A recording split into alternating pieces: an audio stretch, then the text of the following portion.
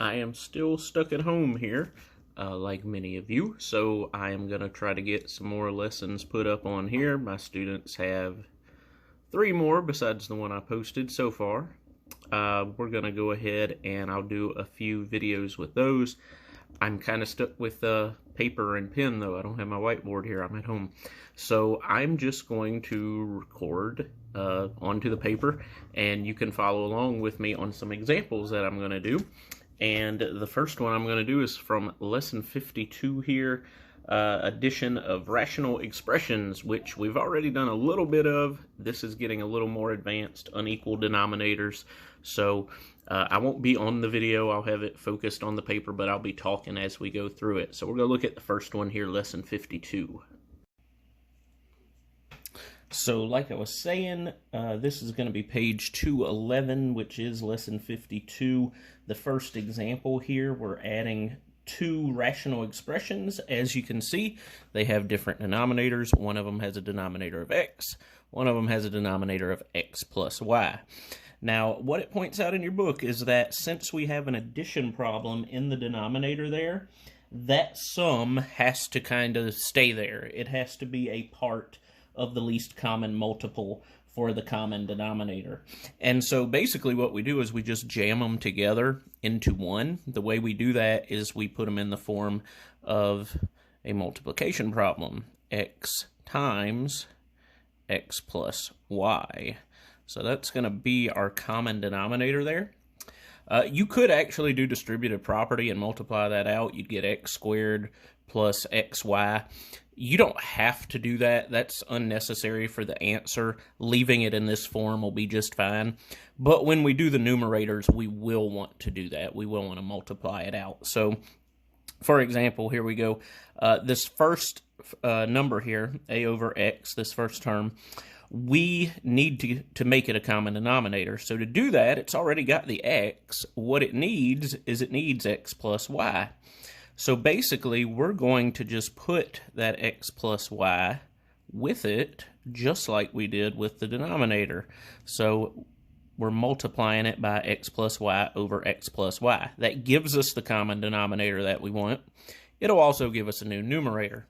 We'll do the same thing on the next term here. On this one, it's already got the x plus y.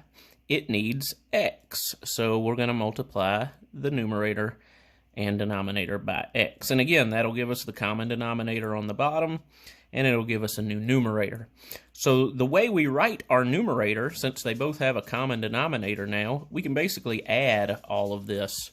Now, they're not like terms, so they don't actually add together, but we can write it as an addition problem. So this is what it'll be. It'll be a times x, which is ax, plus a times y, which is ay, and then another plus, and then b times x, which is bx.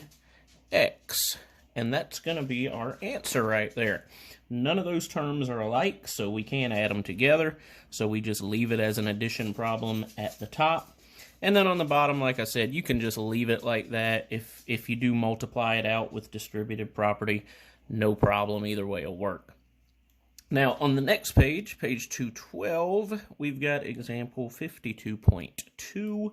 So I'm going to go ahead and do that one real quick. It'll be done exactly the same way. We've got 4x plus a over a denominator of a plus b. And then we're adding to it c over x. So again, we need a common denominator. We'll just jam these two together into one. Remember, this one will go in parentheses. So we'll basically end up with x times a plus b. So that's going to be our denominator, sorry. So we got to think about what we need. Since we have an addition problem at the top, we'll put it in parentheses also. This term has a plus b. It needs x. So we're multiplying by x over x. This term has x. It needs a plus b. So we're multiplying by a plus b over a plus b.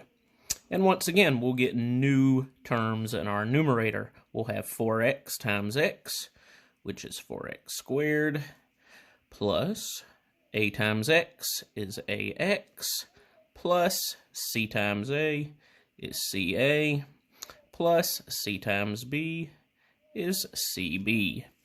And so again, we have all different terms in the numerator. We can't combine them. And then the denominator, it's fine to just leave it like that. They give you a couple more examples there. Let's go ahead and skip. The third one's essentially the same, but the fourth one is a little bit different. So example 52.4, this one actually gives us 3 terms, which isn't a problem, but it is a little different. It says minus x in the book, just so that it's a fraction too. I'm going to write it as x over 1. And then the last one, it has d plus m over k. So once again, we need a common denominator. If we jam them all together, multiplying by the 1 won't really change anything. That's not that important. But the b plus c and the k are. So we'll put them together. We'll do k times b plus c. And for each term, we'll see what we need to multiply it by. That first one, it needs k. So we're multiplying by k over k. This second one actually needs everything, so we need to multiply it times k times b plus c. Y'all know to excuse my horrible handwriting.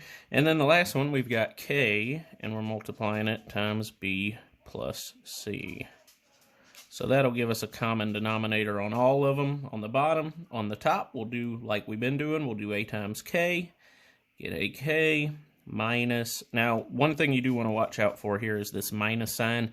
It will apply to everything. So it'll actually be negative xk times b. So negative xkb.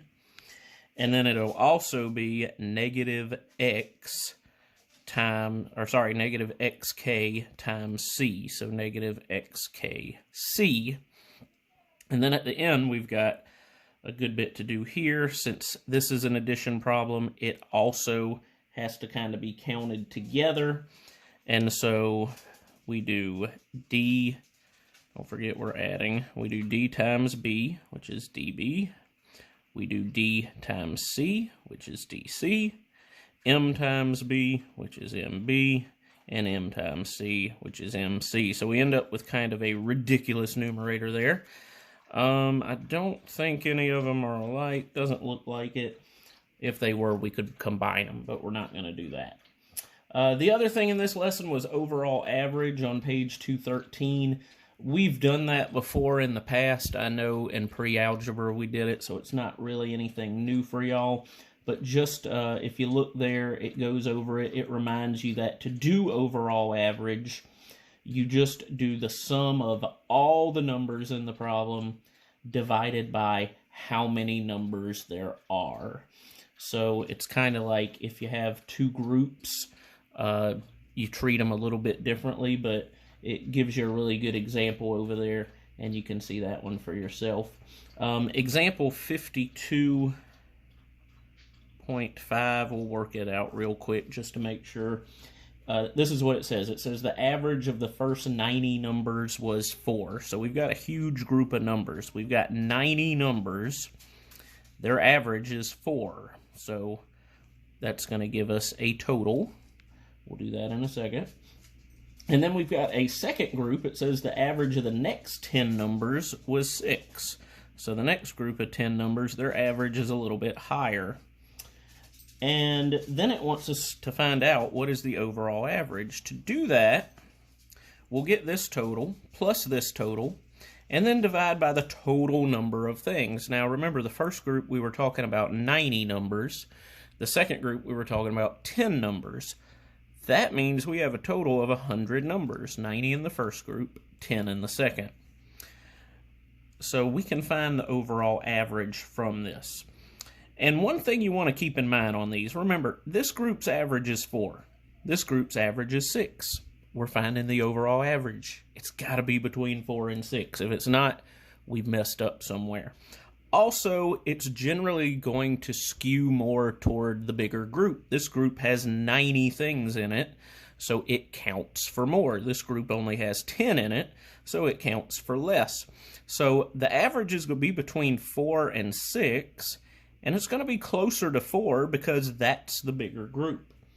So anyway, if we work that out, 9 times 4 is 360, plus 10 times 6 is 60. We're dividing that by 100.